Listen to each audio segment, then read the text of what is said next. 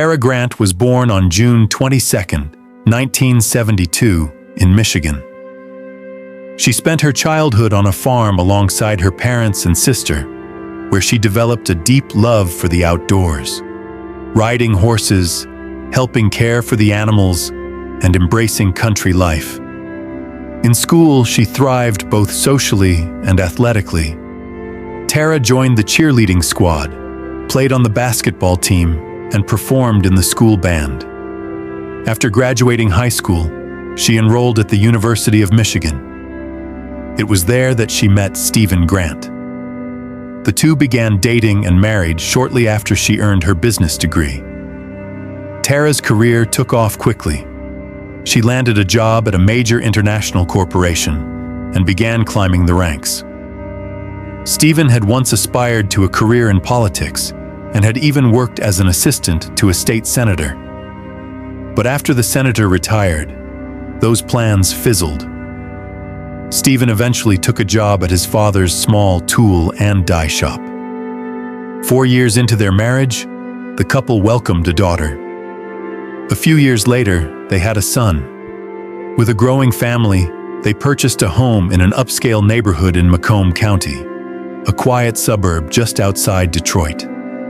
By this time, Tara's career had reached new heights.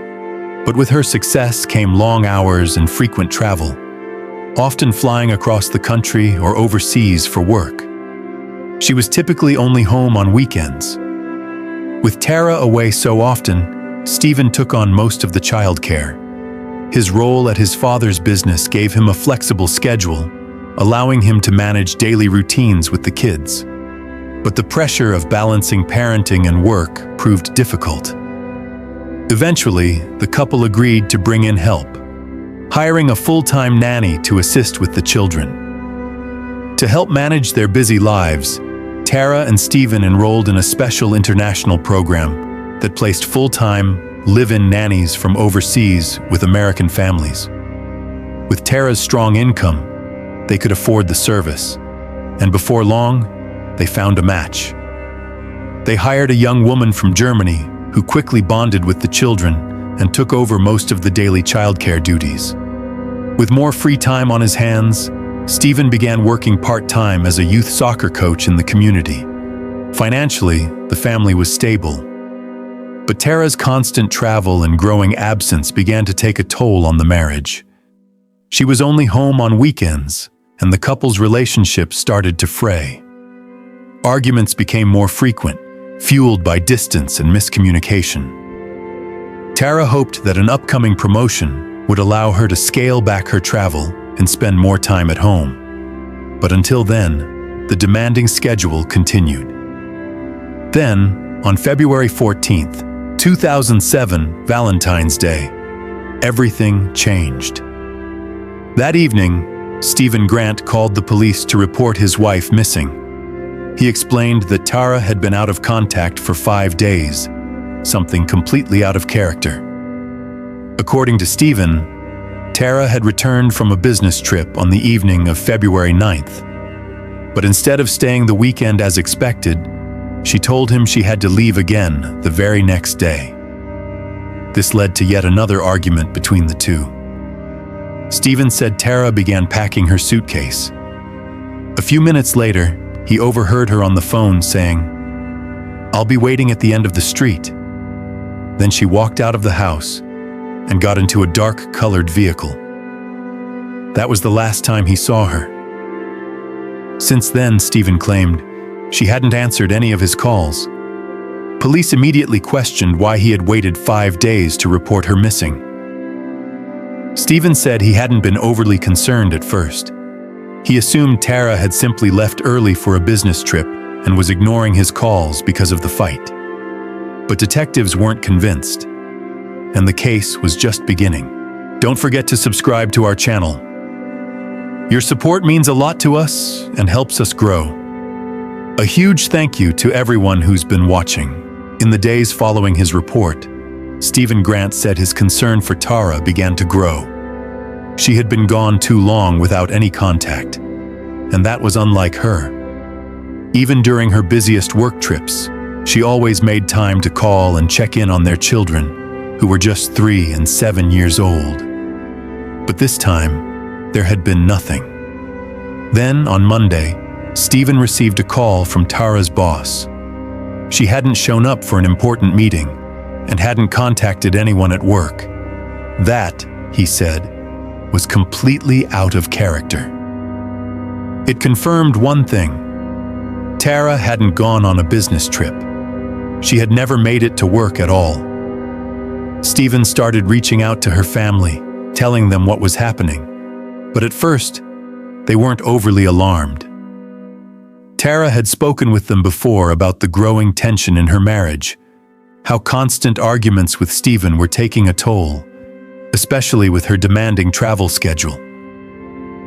Her parents thought maybe she had just taken some time to herself to get away and cool off. They expected she'd return soon. But days passed, and there was still no word from Tara. No calls, no emails, nothing. That's when Stephen returned to the police, now fearing that something bad may have happened to his wife. As detectives questioned him, they noticed several scratches on Stephen's hands and arms. When asked if the argument with Tara had turned physical, he quickly denied it. He explained that he worked regularly with metal parts at his father's machine shop and often got scratched in the process. After the interview, detectives informed him they needed to search the house. Stephen agreed. Inside the home, officers noted that Tara's personal belongings, her purse, travel documents, and suitcase, were all missing. It appeared she had packed and left, just as Stephen claimed. But when police accessed Tara's computer and reviewed her financial records, they uncovered something that didn't add up. There had been no activity on her bank account since the night she disappeared. No airline tickets, no hotel reservations, no credit card charges of any kind. For a woman who traveled constantly for work, that silence was deafening. As detectives searched the Grant home, they found no physical evidence to explain Tara's disappearance. There were no signs of a struggle, no blood, no indication that a crime had occurred inside the house. Investigators were left with little to go on. Their only option was to try to trace Tara's movements after February 9th. But that wouldn't be easy. The local police department had limited experience with missing persons investigations, especially cases with the potential for foul play. The area was considered one of the safest in the country, where most calls involved minor neighborhood disputes or property complaints. Detectives asked Stephen to take a polygraph test. His reaction was emotional. He appeared deeply offended that they would suspect him. Through tears, he insisted that he loved his wife and would never hurt her. Investigators left the house uncertain of their next move. Then, the next morning, Stephen unexpectedly called the station. He said he was ready to come in for questioning. But moments later, his attorney phoned the detectives, advising them that Stephen would not be speaking further and had been counseled against giving an interview. At this point, Stephen Grant had become a clear person of interest, not just because he was Tara's husband, which is standard in such investigations, but because police still had no other viable leads. No one had seen or heard from Tara since the night she disappeared. Her financial accounts were still untouched, and everyone close to her, friends, family, co-workers, had no idea where she could be. Investigators began looking for a way to bring Stephen in for formal questioning. That's when they discovered something useful. Stephen's driver's license had been suspended, yet he was still driving. Officers waited for the right moment. When Stephen got behind the wheel, they arrested him, but the result was the same. Feeling targeted by the police, Stephen refused to cooperate.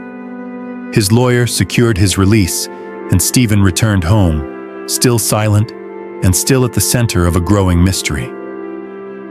As the investigation dragged on, detectives dug deeper, hoping for any clue that might explain Tara Grant's disappearance. They obtained her cell phone records and began combing through them for answers. The last call Tara made was on the evening of February 9th. She phoned Stephen from the airport to let him know she'd be home soon. After that, her phone activity abruptly stopped. In the hours and days that followed, Tara's phone received numerous calls, all from Stephen. None were answered. Investigators listened to the voicemails he had left. Some messages were pleading, others were angry. Stephen begged her to come home, accused her of abandoning their children, and asked repeatedly why she wasn't responding. The phone had been powered off since the night she vanished. Cell tower data confirmed its last known location, near the Grant home, at the exact time Stephen claimed Tara walked out to meet someone. But there was something else. According to Stephen, Tara had taken a call before leaving the house and told the caller, "I'll be waiting at the end of the street." Yet when detectives reviewed her call history, no such incoming call existed. It never happened. Still, the tone of Stephen's voicemails suggested genuine distress. He sounded emotional, frustrated, and increasingly desperate. Detectives couldn't ignore the inconsistencies, but they also couldn't deny that at times, Stephen seemed genuinely heartbroken. They kept him on the list of suspects. But with no new leads and no physical evidence, the case stalled. Stephen refused further cooperation with investigators, accusing them of focusing too much on him instead of looking for his wife. But while he wouldn't speak to police, he had no problem talking to the media. As Tara's disappearance gained national attention, Stephen stepped in front of cameras almost daily.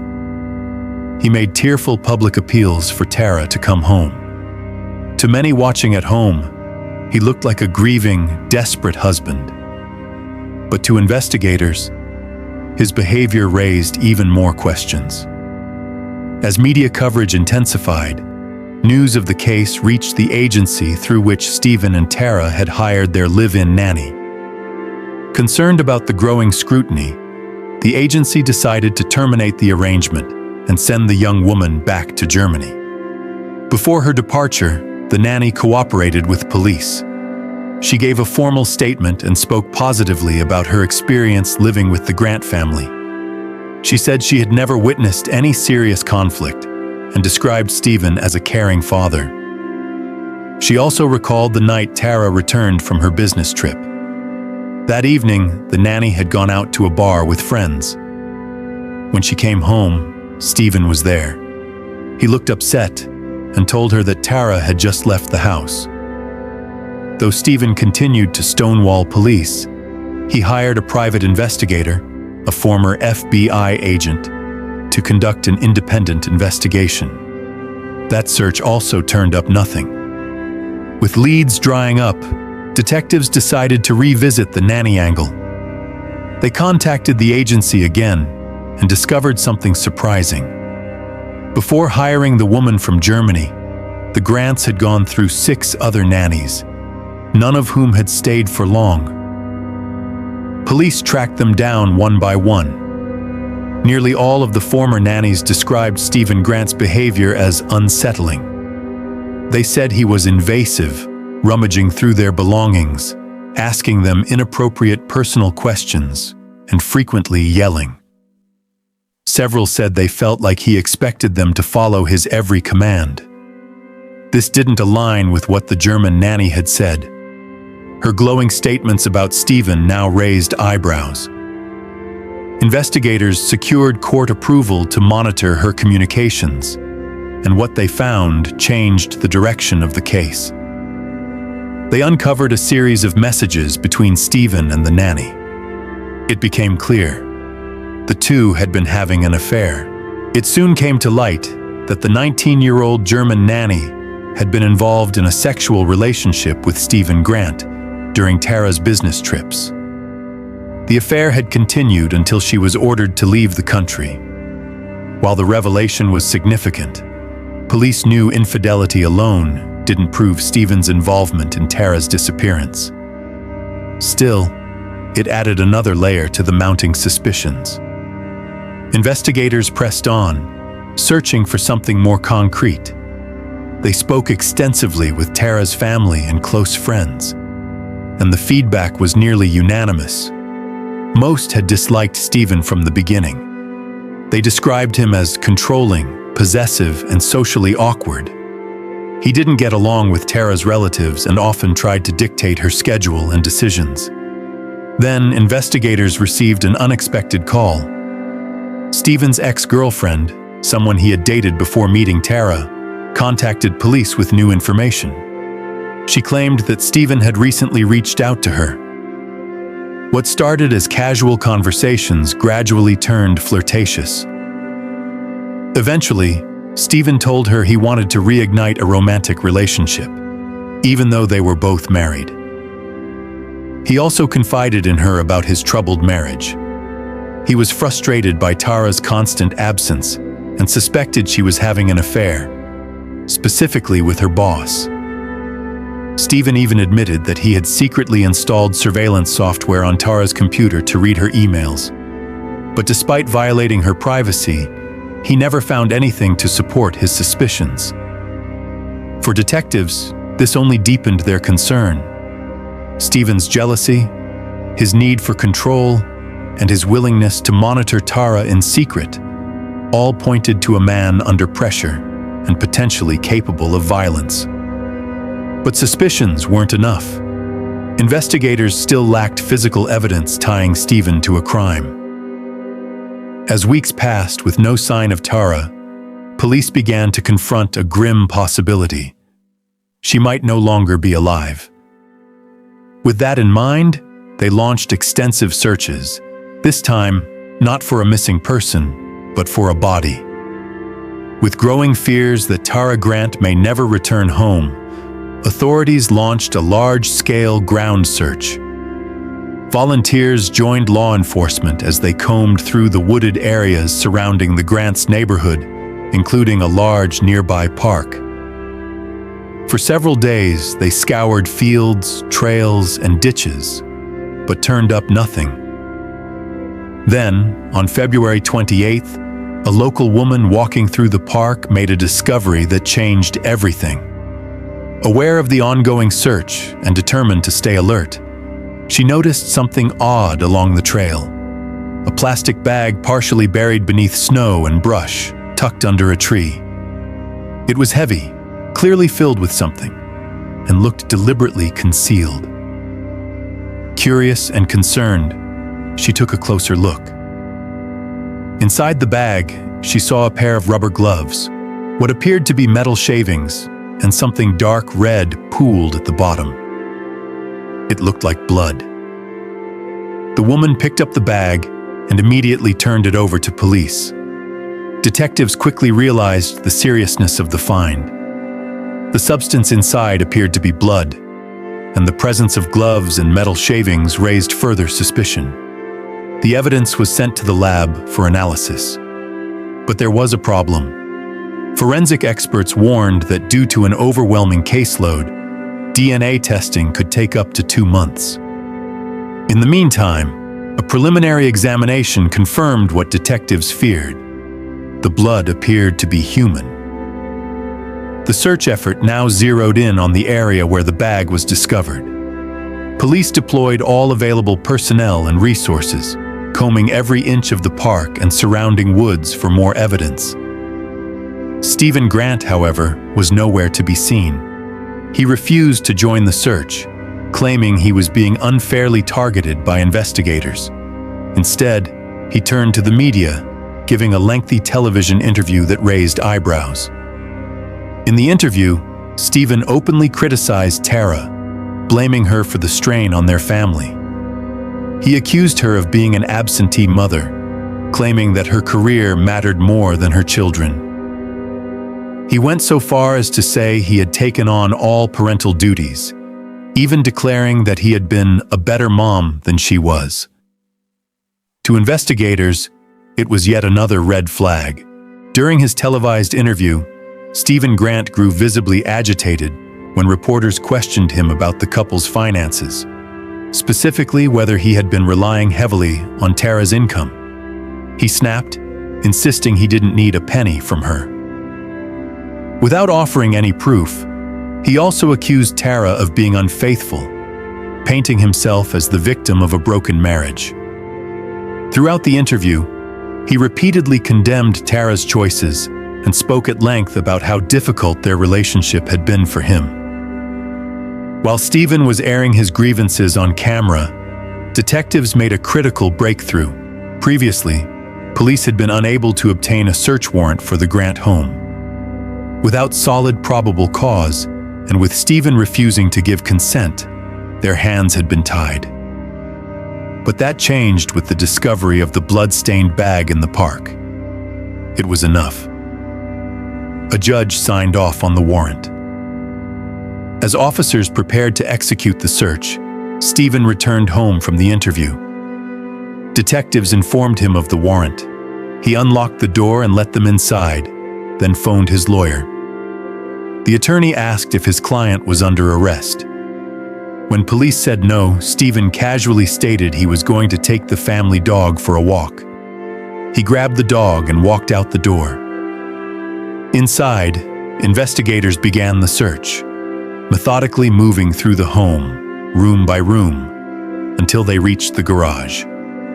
There, one detective noticed a large green plastic container. Inside were several tightly sealed garbage bags. When one was carefully sliced open, officers found what appeared to be women's clothing and an unknown substance. Another bag was opened, and this time, there was no doubt. Human remains. There were 5 bags in total, all stored inside the container. The remains were consistent with an adult woman, and officers quickly concluded what they had feared. They had found Tara Grant's body. At that moment, the case turned from a disappearance to a homicide, and Stephen Grant was now the primary suspect.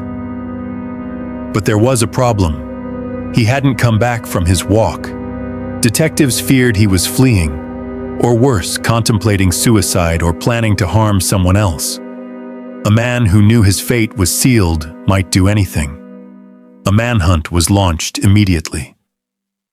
As the manhunt for Stephen Grant intensified, police also expanded their efforts at the park. Only a portion of Tara's remains had been found in the garage. The search for the rest continued. Over 100 officers from surrounding districts were dispatched to assist. Their efforts soon paid off.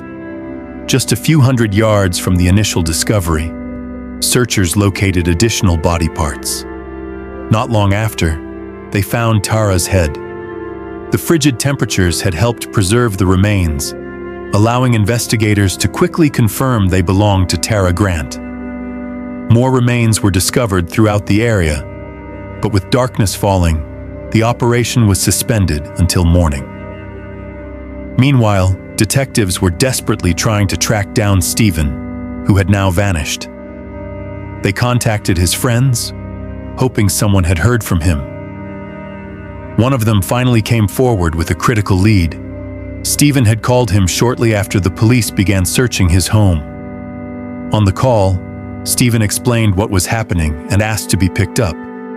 The friend complied, driving out to meet him on the street. During the ride, he noticed Stephen's demeanor was erratic. His hands trembled, he was visibly anxious, and appeared close to a complete emotional breakdown. Once they arrived at the friend's house, Stephen asked to borrow his vehicle. He said he wanted to see his children, who were staying in another state with his sister. The friend handed over the keys to his pickup truck, and Stephen drove off. With his credit card and phone now under surveillance, investigators were able to trace his movements in real time. They saw that he had made multiple ATM withdrawals and contacted his sister, confirming what they suspected. Stephen was heading toward his children. Officers immediately set off in pursuit, hoping to intercept him before he reached them. Then came an unexpected call. this time from Germany. The young nanny, who had been romantically involved with Stephen, had just received a disturbing phone call from him. Through tears, he admitted that he had killed Tara. According to the nanny, Stephen had finally confessed. He told her that on the night of Tara's death, they got into a heated argument. During the fight, Tara slapped him. Stephen claimed he snapped, shoved her, and she fell, hitting her head on the floor. He insisted it was an accident. But by this point, police had no doubt they were dealing with a premeditated murder, and they were racing against time to find him. Officers focused their search along the highway leading into the neighboring state, following his known direction of travel. Soon, they located the borrowed pickup truck parked near the entrance of a national park, but Stephen was gone. Police units entered the park and began a grid search. Several hours later, aided by thermal imaging technology, they spotted a figure lying beneath a tree. It was Stephen Grant. He was barely clothed and appeared delirious, speaking to trees and mumbling incoherently. Officers realized he was suffering from severe hypothermia. His body temperature had plummeted to just 88 degrees Fahrenheit, 31 degrees Celsius. They immediately airlifted him to a nearby hospital. Doctors managed to stabilize him, but it took days for him to fully recover. While he was still in the hospital, prosecutors officially charged him with murder. That same day, Stephen's lawyer abruptly withdrew from the case. When asked for a reason, he simply said, "I need to be able to look at myself in the mirror in the mornings." A new attorney was appointed. Meanwhile, forensic analysis of Tara's remains got underway. Given the complexity of the case, one of the most renowned forensic pathologists in the country, a veteran of the JFK and John Benet Ramsey investigations, was brought in to lead the examination. His findings were damning. Stephen's story that Tara had accidentally died from a fall didn't hold up. The true cause of death, according to the medical examiner, was strangulation. When Stephen finally regained consciousness, detectives visited him at the hospital, and this time, he told them the full story of what happened the night Tara died. According to Stephen, when Tara returned home and told him she had to leave a day early for her next business trip, the two began arguing. Tensions quickly escalated. He shouted at her, and when she turned to leave the room, he grabbed her. Tara slapped him across the face. Enraged, Stephen snapped. He struck her and then strangled her to death. In a panic, he dragged Tara's body from the second floor down to the garage and placed her in the trunk of her car. Just then, the nanny returned home. Without missing a beat, Stephen told her that Tara had just left him. The following morning, Stephen drove to his father's workshop, choosing a time when no other employees would be around. There, he destroyed Tara's documents and personal belongings. Then, with a saw, he dismembered her body. He admitted to detectives that he vomited twice during the process, but forced himself to continue, thinking, "If you don't do this, you'll end up in prison for the rest of your days." After several gruesome hours, he packed the remains into plastic bags, sealed them in a green container, and drove back home. The container stayed in his car for days while he tried to figure out his next move and how to craft a convincing alibi. During that time, he repeatedly left voicemails on Tara's phone, pleading with her to come home. Messages meant not to find her, but to distance himself from suspicion. Eventually, Stephen took his children's snow sled and the container to the local park. He loaded the container onto the sled and pulled it up a hill. But at one point, the rope slipped from his hands. The sled slid down, and the container tipped, spilling its horrific contents across the snow. Panicked, Stephen scrambled to repack the bags, shoved them beneath some branches and snow, and left the park, trying to act like none of it had ever happened. In the days following Tara's disappearance, as police launched an intensive search, Stephen began to panic. When detectives announced they were focusing efforts on the nearby park, a wave of fear swept over him. He remembered that one of the bags, the largest one, had been poorly concealed. He believed discovery was inevitable. Acting quickly, Stephen returned to the park on foot. He located several of the bags, slung them over his shoulder, and carried them to his father's workshop, stashing them on the roof where he thought no one would look. The day before he appeared on the news, pleading for Tara's return, he retrieved the container from his home, went to the workshop, gathered the hidden bags, and brought everything back to his garage, unknowingly delivering the evidence right into the hands of detectives. The next morning, police obtained a search warrant and discovered the container and its grisly contents. Stephen would later admit that once it became clear the truth would surface, he had no intention of turning himself in alive. But when the moment came, he couldn't follow through. Instead, he wandered into the woods and nearly froze to death. Throughout his confession, Stephen showed no real remorse. Detectives noted his casual demeanor. He laughed, joked, and smiled, even when describing how he dismembered Tara's body. While Stephen awaited trial, his children were placed in the care of his sister. But Tara's family was deeply disturbed by the arrangement. Stephen's sister had remained in contact with him, expressed sympathy for his situation, and even made lighthearted remarks about Tara's murder, behavior that horrified Tara's relatives. After a lengthy legal process, Tara's family succeeded in securing custody of the children. Her sister would now care for them. However, the court still allowed visitation rights for Stephen's family. Stephen's trial began in November 2007. He did not contest the charges against him, but his defense attorney pushed for leniency, arguing that the murder stemmed from years of marital tension, exacerbated by Tara's frequent business trips. That argument didn't hold up for long. Prosecutors quickly dismantled the claim, revealing that Tara had no plans to leave early that weekend. Her boss confirmed she had been scheduled to work at the usual time, and Tara's sister testified that Tara had intended to spend the weekend at home. There was also no evidence of infidelity, none in Tara's messages, accounts, or professional interactions. Her boss confirmed their relationship was strictly professional.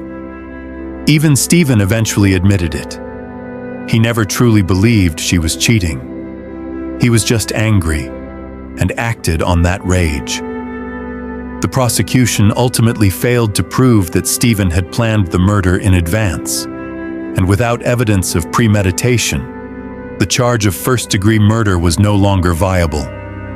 It appeared the killing had occurred in a sudden fit of rage, opening the door for a second-degree murder conviction instead. Still, on December 21st, 2007, the jury returned a unanimous verdict: guilty. Stephen Grant was sentenced to a minimum of 50 years in prison. His defense team appealed the verdict, but the effort failed. Stephen began serving his sentence, yet the story didn't end there. Tara's murder had gripped the nation, and it became increasingly clear that Stephen relished the attention. While behind bars, he began writing a book about the case, working with his sister to publish it. They even discussed the potential for a film adaptation, with Stephen reportedly imagining which actor might play him on screen. In 2008, new and devastating information surfaced. Stephen's children revealed to their aunt that they had seen him kill Tara. They said they were awakened by the sound of shouting, came out of their bedroom, and witnessed the murder as it happened.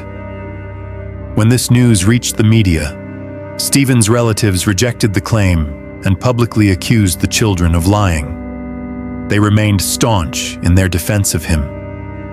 That same year, another tragedy struck the Grant family.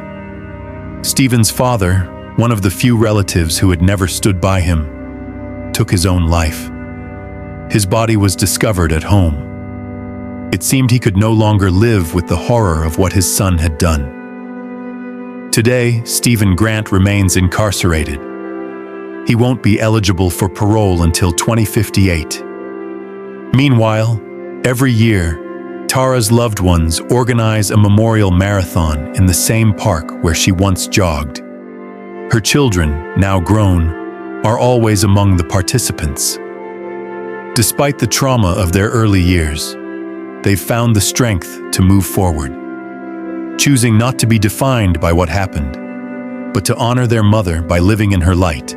Share your thoughts on this story in the comment section. And don't forget to hit the like button and subscribe if you enjoyed this video. Thank you for watching.